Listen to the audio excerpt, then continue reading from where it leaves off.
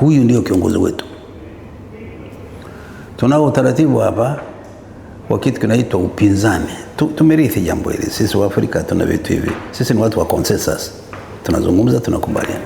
Lakini tumerithi mambo ya vyama vingi. Sasa tunavyo, lazima tujitahidi kutii. Kwa hiyo unaye rais anafanyia nchi kazi kubwa.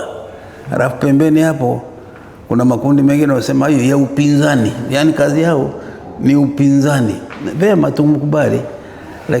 Lakini ningependa kushauri upinzani huu usimame kwenye heshima na kuaminiana na kiwango fulani cha ukweli, kama hichi rais anachokutusaidia kwa hii tume, kujua kiwango fulani cha ukweli kitusaidie kuamua. Kwa hiyo mimi ndicho nilichotaka kusema. Nchi yetu ni demokrasia, lazima tuaminiane na lazima tumwamini rais wetu. Haiwezekani kila kitu akifanya sasa kila mtu atakuwa rais katika nchi hii. Rais ulichagua huyu mmoja. Hata kama wako wanaosema kulikuwa na kasoro na nini, vema. Hizo kasoro ni sehemu ya kazi ambayo tunataka kushiriki kuifanya. Na anatutangulia. Mimi sidhani kia anataka nchi ivurugike, sidhani. Kwa hiyo mimi kama mzee najua nikisema hiyo watu wengine wanasema huyo anaunga mkono rais. Sasa namunga mkono nani? Namunga mkono rais wangu. Tunaye rais mmoja. Narudia, tunaye rais mmoja. Kila mtu hawezi akageuka akawa rais. Na rais mmoja ni binadamu, pamoja na kwamba anawasaidia na zini, lakini lazima uamuzi wa mwisho anafanya yeye. Kwa lazima katika mambo ya kuendesha nchi ni magumu, lazima kumpa rais nafasi ya kuamua kuhusu mambo fulani. Na hata tume hii, mimi bado wako watu na mashaka nayo. Mimi bado nashauri, kama nilivyoshauri kwa ile tume ya kwanza, tuikubali na ameisha iunda. Tuache maneno mengi, ifanye kazi, tuje tuone matokeo ya kazi ya hilo ndilo kubwa. Mwisho inatuambia nini? Inatusaidia kuona nini? Inawezekana isisaidie kuona kila kitu ambacho kila mtu anataka, lakini haiwezi ikashindwa tume ya namna hiyo iliyochagua na rais ikashindwa. Sasa ya Chande haikushindwa, ikashindwa kutusaidia hili la pili. Hivi vurugu hii nani alikuwamo? Ni jambo muhimu. Sasa unajuaje? Rais anajuaje? Kwa hiyo nadhani hii nafasi anaitoa watu kutafuta na kutafakari na kumshauri, na baadaye atumie ushauri huu kutushauri sisi, kutuonyesha, kutufundisha nini kilichotokea. Itatusaidia kumaliza hili jambo. Na ndilo nataka kuwashauri, msaidie rais. Alafu niseme la pili, demokrasia ni imani. Una mawazo nisiyojua na mimi na mawazo nisiyojua, tunazungumza, tunaelewana na kuamini. Demokrasia msipoaminiana haitakuwepo hata siku moja.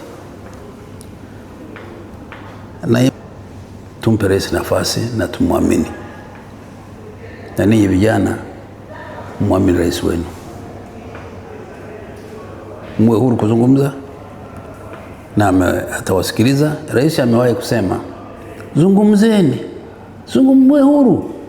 Kwa hiyo zungumzeni huru, lakini mzungumze kwa heshima, kwa kujua kwamba nchi hii tunaheshimiana, si kwamba tunamheshimu rais peke yake. Tunaheshimiana, ndivyo tulivyofundisha, ni sehemu ya maadili yetu. Kwa hiyo tuzingatie hiyo. Na wote wa Tanzania ndicho ninachowashauri. Tuanze kuaminiana katika matatizo makubwa ya kuendesha taifa. Lazima muanze kuaminiana, na vile vile lazima muanze kuvumiliana na kusikilizana, ili mpate njia ya kwenda pale ambapo mnapata matatizo. Lakini kama kila mtu nilikuwa na askari mmoja anasema sasa kila mtu anataka kuwa Kambale Mamba na Masharubu. Sasa kama wote tunataka kuwa Kambale Mamba, hatutafika. Tuanze kuaminiana, tuanze kuvumiliana, tusipingane kila kitu, tuanze kuongozana kwa hoja. Mheshimiwa Rais, kama unavyokumbuka, tarehe 23 Aprili mwaka huu, Tume ya Rais ya uchunguzi wa matukio ya uvunjifu wa amani yaliyotokea wakati na baada ya uchaguzi mkuu wa Oktoba 2025 iliyoongozwa na Jaji Mkuu mstaafu Mheshimiwa Mohamed Chande Othman ilikamilisha na kuwasilisha ripoti yake kwako. Ripoti hiyo pamoja na mambo mengine ilipendekeza kuundwa kwa tume nyingine itakayofanya uchunguzi wa wahusika wa ghasia na ukiukaji wa sheria katika ghasia hizo. Tume iliyopendekezwa ni kwa ajili ya kuchunguza kwa kina zaidi masuala mahususi yaliyobainishwa na tume ya Jaji Othman na masuala mengine mapya kwa kadri yatakavyojitokeza. Mheshimiwa Rais, ulikubali pendekezo hilo na hivyo umeunda tume kwa ajili ya kazi hiyo. Tume iliyoundwa ina wajumbe 6 akiwemo na mwenyekiti wake. Miongoni mwao wajumbe 4 wanatoka Jamhuri ya Muungano wa Tanzania, mjumbe mmoja anatoka Jamhuri ya Namibia na mjumbe mmoja anatoka Jamhuri ya Uganda. Mheshimiwa Rais, naomba uniruhusu niwatambulishe kwa kifupi sana wajumbe hawa ili uweze kuwafahamu, lakini pia umati huu uweze kuwafahamu. Ninaomba nitakapokutaja jina utasimama ili Mheshimiwa Rais aweze kukuona pamoja na hadhara hii iweze kukuona pia. Nitaanza na Mheshimiwa Shaban Ali Lila. Yeye ni mjumbe na mwenyekiti wa tume. Mheshimiwa Lila ni jaji mstaafu wa Mahakama ya Rufani ya Tanzania. Amewahi kuwa jaji kiongozi wa Mahakama Kuu ya Tanzania, jaji mfawidhi kanda ya Mtwara na pia msajili wa Mahakama Kuu ya Tanzania kanda ya Mbeya, Dar es Salaam na Arusha. Najua una sifa nyingi lakini naomba nitaje chache kwa sababu ya muda. Asante.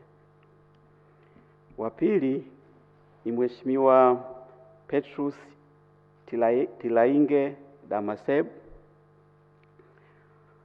Yeye ni mjumbe wa tume na ni naibu jaji mkuu wa Mahakama ya Namibia, jaji kiongozi wa Mahakama Kuu ya Namibia, na kwa mujibu wa wadhifa wake pia ni jaji wa Mahakama ya Juu ya Namibia, yani ex officio member of the Supreme Court.